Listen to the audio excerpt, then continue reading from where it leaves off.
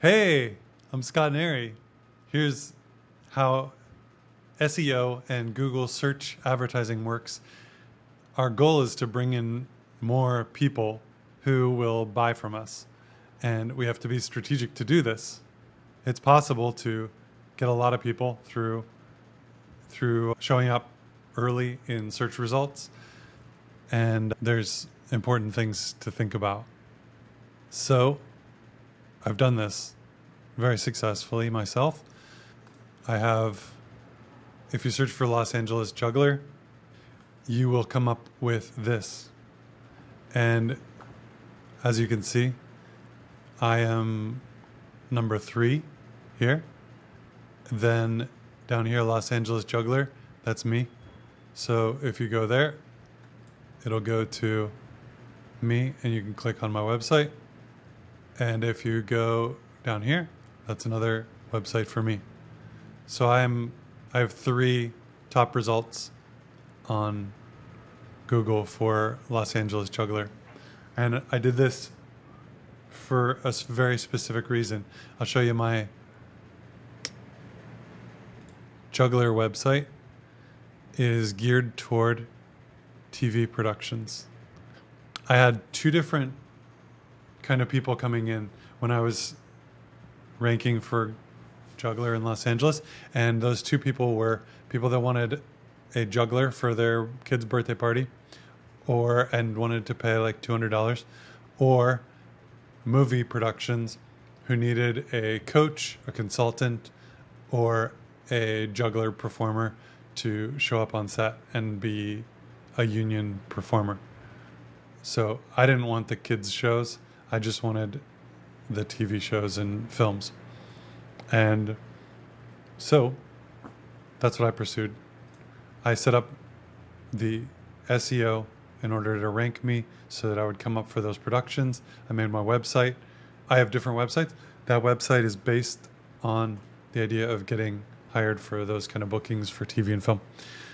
I ran Google search ads, and I found that the keywords that people wanted were magician and not juggler. Juggler was like one thing in 2 months, or like one search or 2 searches or something, and magician was like 500.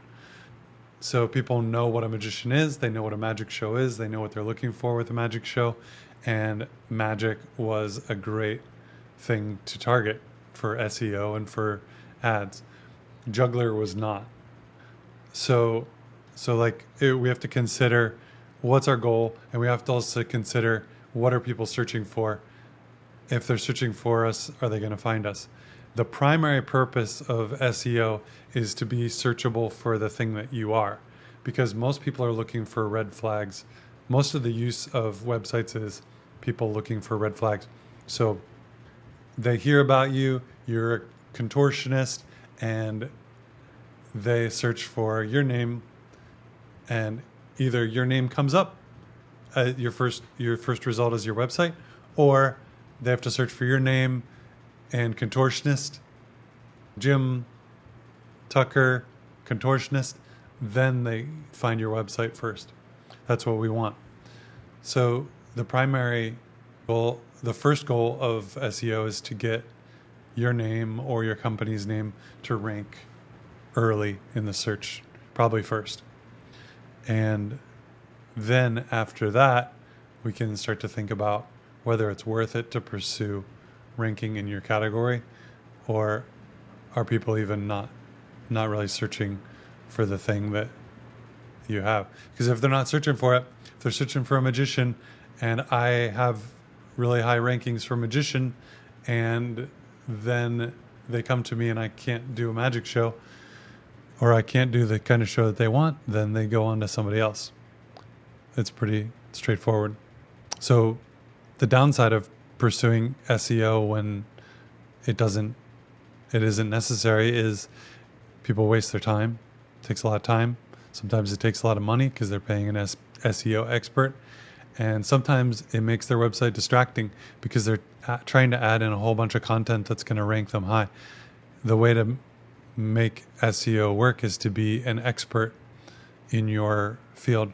So like with the Los Angeles Juggler site, I made this web page to be the like result for, this is where people want to go if they want to know about jugglers. They have jugglers that they can hire. They have a lesson. They have a DVD. They have a blog post, a popular blog post with information about juggling. So Google views this as a great resource for people who are searching for a juggler in Los Angeles. And it's not even, I haven't updated it. There's not a lot I've done with it. Back here, I could rank higher in this if I just had 8 5-star reviews probably. I would probably be the top result here. So the problem with like when you try to have all the information, a lot of times an SEO expert will recommend having a blog full of robust information. And if you have a blog and you're not a blogger, you don't enjoy it, then you're going to have an old blog, which makes you look dead.